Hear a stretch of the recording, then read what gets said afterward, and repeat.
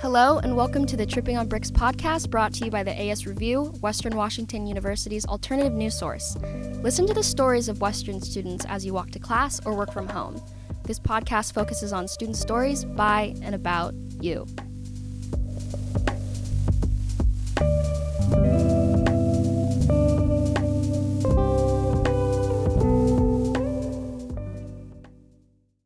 Hello everyone and welcome. My name is Abby Rains and I'm your assistant editor of the review and also your host. And this will be the last episode of this school year, so I hope you all enjoy this special segment today. And for our last episode, I'm joined with one of our own review writers, Tim Donahue, to talk about John Waters and his False Negative event that he hosted at Western this past weekend. And as well as that, we actually have a 15-minute exclusive interview that I did with the legend himself that will be shared after this, so stick around for that. So before we dive in, if you want to introduce yourself again, Yes. That would be great. I'm Tim Donahue, John Waters aficionado, and I'm very excited to hear the interview later on. I think that'll be really exciting. Yeah, I think, you're like the connoisseur of his movies. So there were a few movies that were shown at Western. So give us like a rundown. You did like a movie guide too about some of his movies. What was something that shocked you? Or I guess if you wanted to start with Pink Flamingos. So I published a movie guide a couple weeks ago on the AS Review website, and for that I did like basically a marathon of all the movies that he was going to show through the school before his performance, and also Crybaby because it's just fun. And for this we're thinking of going in chronological order because that's what he kind of did in his performance. And so Pink Flamingos was his first real movie that like gained any traction. It's gained more of a cult following over the years. And that's the one they showed at the event on Saturday, I believe. And he spent a lot of time talking about that and how it was like a very like backyard production of him just like sort of filming his friends doing like the weird stuff that his friends would get up to. And I don't know, Pink Flamingos, he's got like a more eccentric group of friends than you or I would. So yeah, Pink Flamingos is definitely a weird place to start off with in the John Waters canon, but it was super interesting to watch it and see where he went on from there. Just because he, where some directors get like more eccentric as they age and as they gain like a footing in Hollywood, he like started out from such he described it as such a filthy standpoint that it was like weird to see that as a starting place. It was really interesting. Yeah, I think just doing my own research when I was going to interview him, a lot of it was he talked about like it's like filth, like it's its own genre. Yeah. And I thought that was interesting, just because, especially, one of the questions I asked him was like he was so ahead of his time, and so doing like just watching everything that he's put in, it's like it's still very relevant today. And then did you watch Pink Flamingos in theater or like in the VU when it was showing? Yeah, that was the second time I watched it. I watched it once for the guide I wrote, and then it was super interesting to have gone to the event, having already written the guide, because then I got to like sort of pay attention to the audience reactions. Yeah. And it was really cool because he packed the house at the Performing Arts Center, and it was like you could tell it was like a mix of John Waters like fanatics that would like buy a ticket to anything that he did and just like were dying to see him in person, and then like their dates or like their friends that they brought with them. So it was like it completely divided the room, and it was really cool to see that like that's what he was going for, like something that divided the room in the 60s when he directed Pink Flamingos still divides a room 60 years later. And it's like the filth is still like just as perverse as it was. It hasn't been like toned down over time. Yeah, I think just thinking about his movies, like they've been since the 80s or something, and then he's been in a lot of things, like weird things, like Alvin and the Chipmunks. Like I didn't even know he was in that. He brought that up in his performance, actually. Yeah, and it's just like so, like different generations are going to know him for different stuff, and I think that's pretty cool that he's able to bring together just like a group of people. And also, I had seen a couple of his movies, which I know we'll talk about, but it's just interesting looking back at some of the other movies that he did that people considered to be just absolutely crazy, and even now still it's very out of pocket. Yeah, I would people say. were walking out of Oh, really? Flamingos. Yeah. Wow. Not, I mean, a lot of them knew what they were in for, but then it was like kind of funny to see the people that he surprised, and he's still surprising. Yeah. What were the other movies that you watched? After Pink Flamingos, I went on to Polyester and then Hairspray, the original 1988 one, and Crybaby is where I ended up. So, and at the events leading up to his stand-up show, they screened Polyester and Hairspray. So those were good. Polyester, I think, was my favorite one. I was going to ask you which one was your It was favorite. like, Polyester was really cool, actually. It was sort of a combination of just like the super eccentricities of his for like really early work, because it was 2 years after Pink Flamingos, I believe. I'm not quite sure about that. And it's just basically Divine's like playing a mother in suburbia, and it's like their just like horror show of like what their family does to them and stuff. And it was really cool to see John Waters like meld where he would go with like Crybaby's basically just like a musical and like really fun for anyone to watch. And then where he was with the filth of his early stuff that he obviously kept going throughout, and still has with his stand-up set. But it was cool to see those kind of meld in the middle with I think Polyester as like a sweet spot for just like the full John Waters experience. Yeah, I had seen Hairspray. Like I didn't know that Hairspray, like the musical itself, like everyone knows that, but the original John Waters, I don't think that many people know that that is like his thing. And same thing with Divine too. I didn't know that she was in a lot of his movies as well, and she played the mother, I think, in the original Hairspray.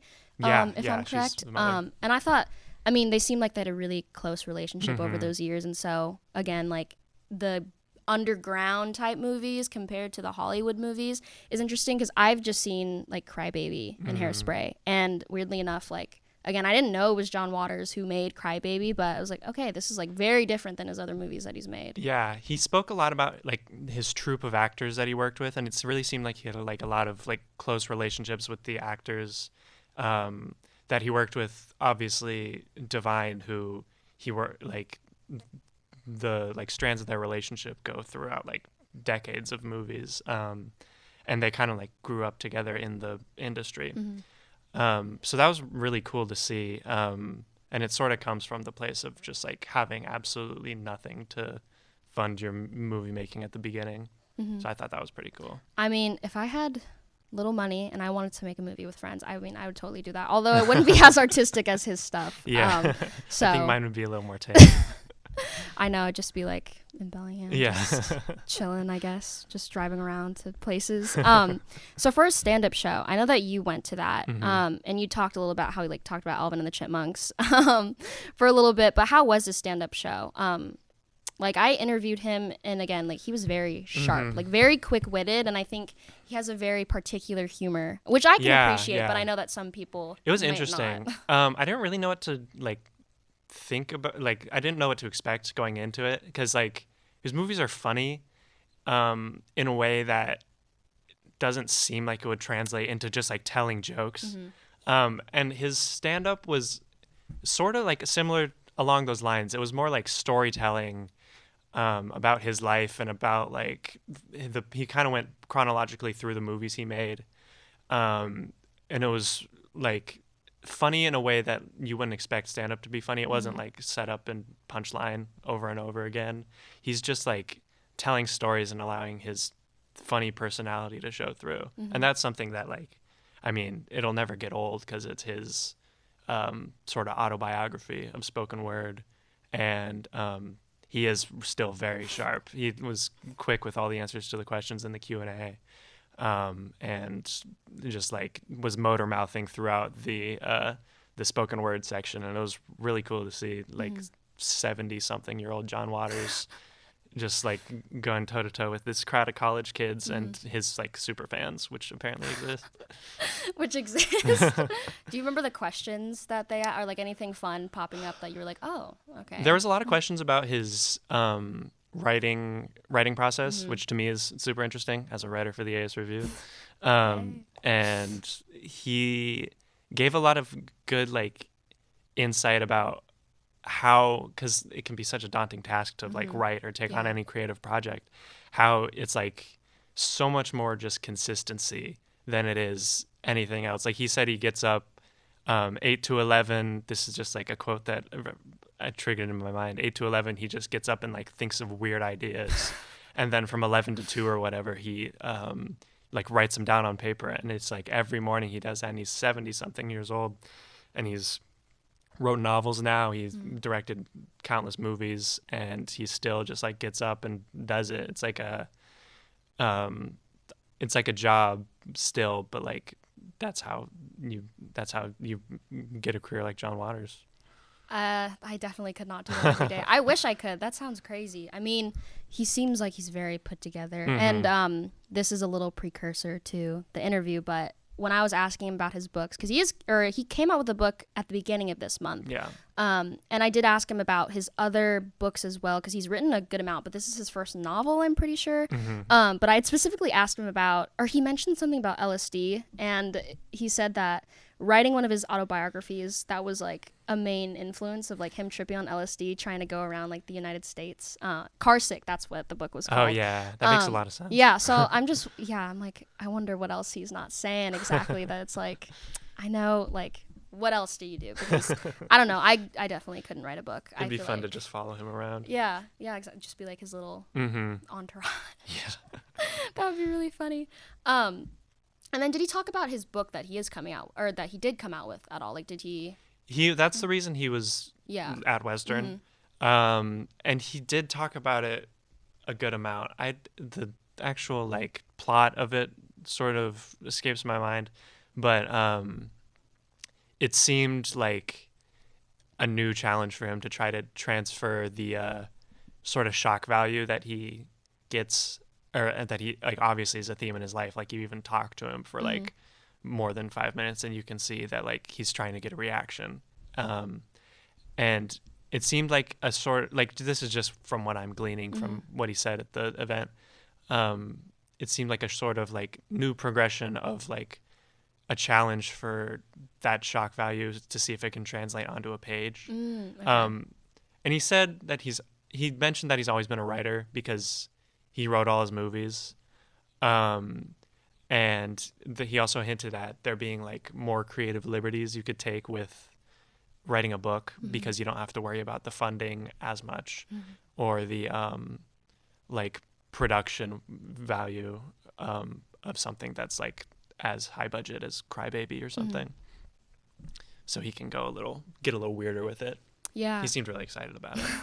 He seemed, very much the type, because again, precursor to the interview, I think I said something about like I watched a David Letterman interview that he was in, and I said something about like what do you want people to take away from this, and most of it was just like not to laugh at it, because I said to laugh at it, and he's like laugh with, like very different things. But that, at least like when you mentioned that, I feel like that's one of his main takeaways of just like making people laugh and being, I guess, like they can laugh at themselves. Especially, I feel like a lot of his movies also just revolve around politics of the time, and also I know he has a very specific stance on how he is like now, just about like being politically correct and whatnot.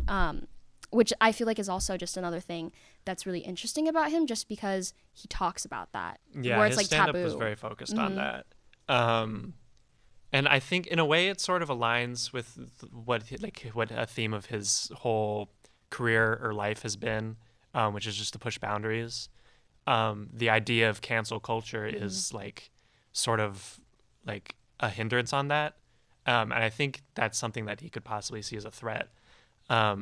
But also it's like the things that are being checked in a way are things that he would, judging from his stand-up and like what he said about it, would like usually like agree with, like on a case by case basis. So he had an interesting relationship with that, which might be a reason why his art of like the stand up he did deals with that, because maybe it's sort of a point of contention where he fits in with modern culture. Right. He even mentioned the white saviorism of Hairspray as like a like he like admitted to that being like not like a cancel culture thing, but like a new criticism that wouldn't have happened in the 80s. And he just like openly said that if he did it again, he would just like flip the races of the characters, because to him that didn't matter at all. And now like he sees it differently. So there was a willingness to change, along with kind of just like taking the piss out of the cancel culture idea as a whole. Right. That was interesting. Yeah. I'm just imagining, obviously he's never been up to Bellingham before. And so like seeing, I guess, the culture around here, Yeah. that was my one thing. I'm like, how would people react to that? Like specifically Different at than the Baltimore. show. He was Yeah, exactly. So basically he came out with his book earlier this month, which is why he was there at the press tour. So everyone go check that out. We'll leave a description in the post editing. So without further ado, here's an exclusive phone interview where John Waters talks about his movies, his life, him tripping on LSD, and also lesbian communes. As I was kind of doing research, about your life and stuff, I was looking at IMDb, and it said that you've like around 19 directorial credits, all the way from the 1960s through the 2010s, and, with the films that you've made, like Female Trouble, Multiple Maniacs, Hairspray, and more, you were very ahead of your time. So I'm just wondering how, making those movies in the 80s specifically, was it met with apprehension? How was that?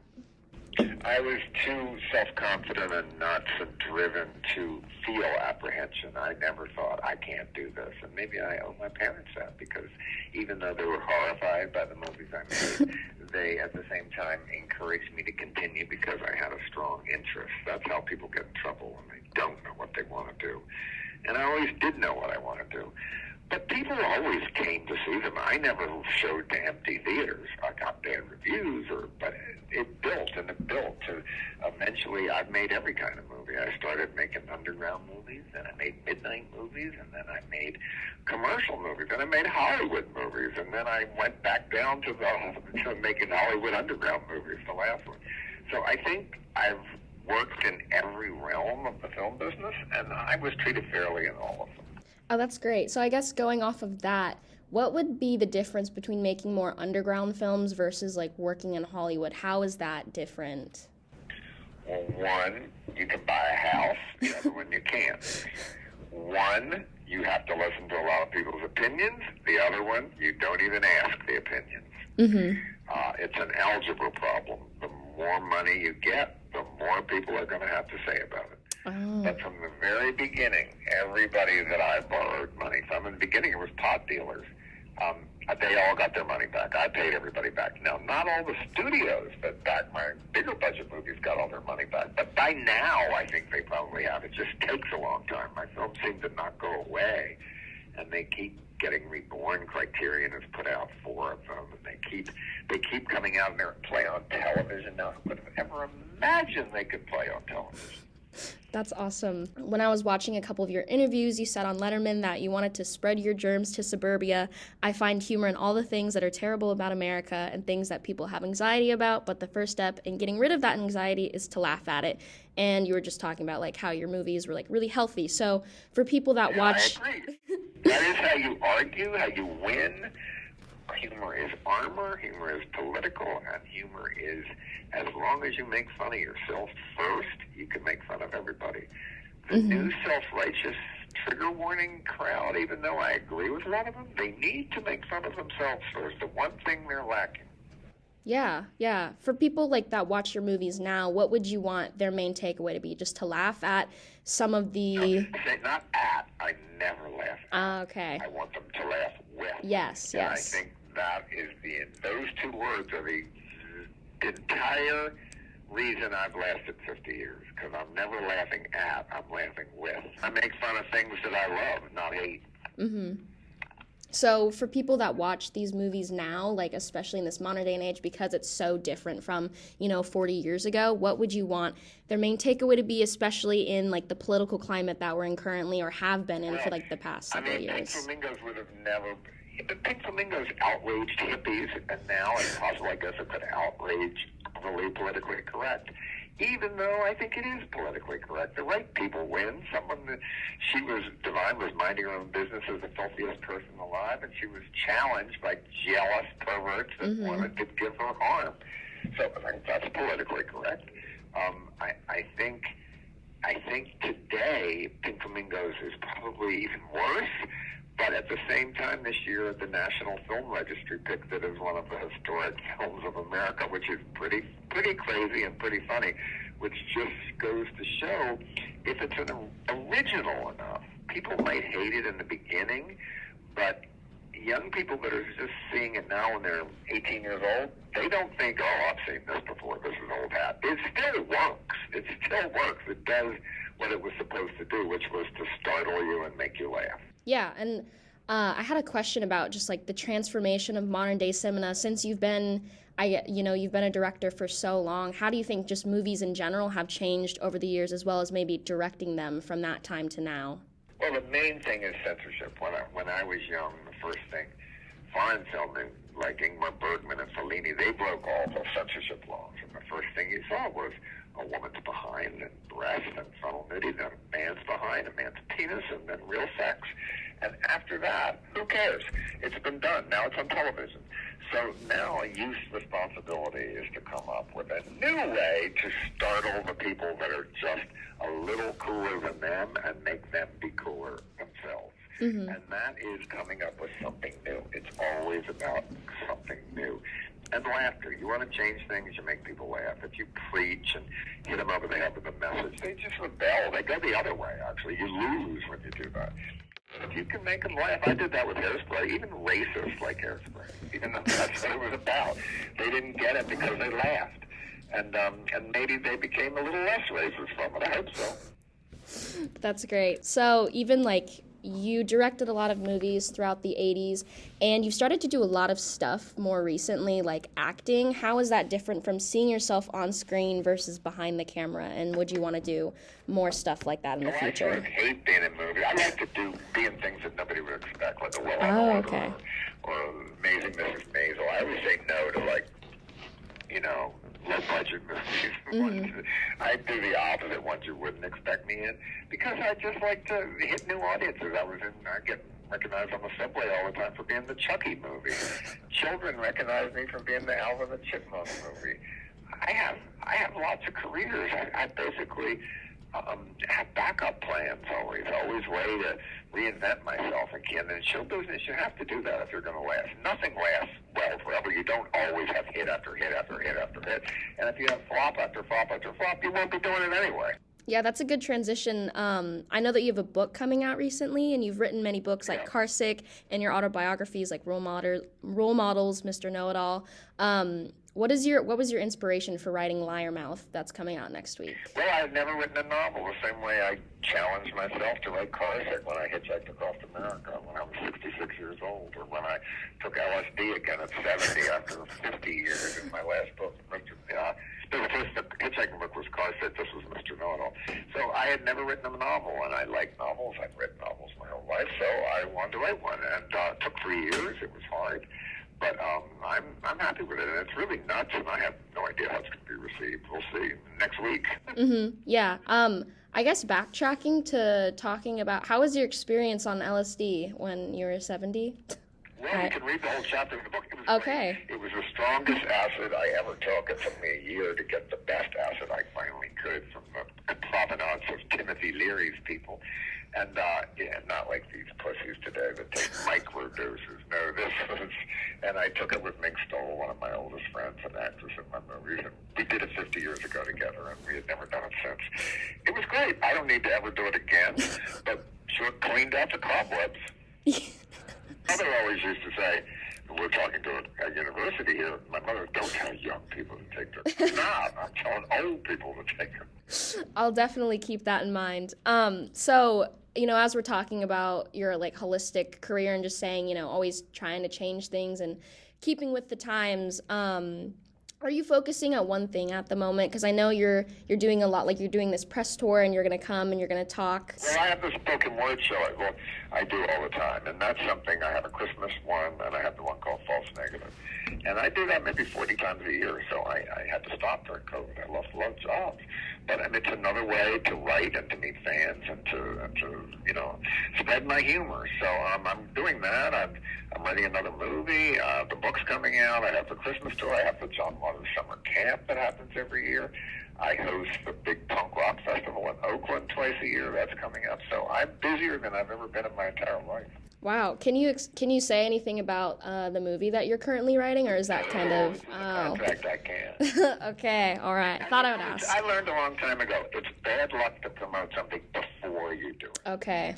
Do it, then talk about it. It's like falling in love. Don't talk about it in public. It makes it vanish. That's some good advice right there. How has been, you talked about a little bit where you were postponed because of COVID. How is coming back into that with all the things that you've been doing? Well, we switched the meet and greet we call group therapy, where they sit around the stage and I sit down and I make them share rather than sit next to them for pictures. But they can do pictures at the end. They just stand up in a distance and I'm in the background and I point to them kind of like the red carpet. It's different because everybody's life is so different now, and it's certainly addressed in the show. It's called false negative, which is something nobody admits to. Who gets tested for COVID and it's negative and says, I want to do it again? Right, yeah. It's wrong. We're so happy. It's false positive. Everybody tests again. Mm-hmm. Yeah, so like I'm trying to find some humor in a situation that was both scary and boring. Things that never usually go hand in hand. Right. Yeah, I feel like that goes back to your Letterman interview about, you want to spread your germs and you find humor in all things that are terrible about America. Yeah, I want to be infected with humor, but not COVID. Right, of course. So I guess more locally, I'm assuming you've been to Washington, but have you ever been up to Western Washington before? No, I haven't. I've been to Seattle, so I've done my shows there many, many times. I have not been there, so I'm looking forward to it. What's another city up there? Maybe, that's the biggest one where I'm going. Right? Yeah, Bellingham is probably the most north city that's popular, more so than Seattle. Is it all lesbian communes? That used to be a joke, kind of cliche. Oh, okay. That's pretty, I've never heard that before. That was Oregon, maybe. Oh, okay. I would say, I guess like Oregon, just lots of stoners here, and I guess hippie-ish, but, it's a great place. I'm all for lesbian communes. I'm fine with that. I'm a lesbo. Okay, that's great. One of the last few questions I have is, you've been interviewed, over the course of 40 years. What is something you haven't been able to speak about that you would want to highlight or that you'd want to talk about? I can't think of anything. I cannot think of a question that I want someone to ask me. If I could think of a question that would make me nervous, I'm not going to tell you. But I did get a question where was I just in Atlantic City, and I heard it wrong. They said, how did you avoid cancer? And I thought, that's an odd question. I said, I quit smoking. I try to be honest. But they had said, how do you avoid being canceled? But it did really make me laugh. And then when I said to the audience, oh, God, I'm stumped. That's a question I have never gotten. But I guess it's a fair question. I'm 76. That is a good question. Is there anything else that you wanted to talk about, especially with your book, since it's coming out? I think just come to see the show. I think you'll get a good laugh, and I think I'm actually give you good advice that'll make you, even if you're feeling neurotic lately, you'll feel a little better about yourself after you leave. All right, yeah, thank you. Thank you so much. All right. Bye. I hope you all enjoyed that interview where I was internally freaking out the entire time. Thank you all for listening, and thank you for Tim for being here to be the ultimate John Waters connoisseur. And so to wrap up this final episode, I just wanted to thank the Digital Media Center for providing us the space to film and record. We will be on YouTube, Spotify, and our website, so go check us out at asreview.org, and our social medias on Instagram, Facebook, and Twitter are asreview. Thanks for listening to this final episode of this season's Tripping on Bricks. I'm your host, Abby, with the AS Review, signing off. Bye.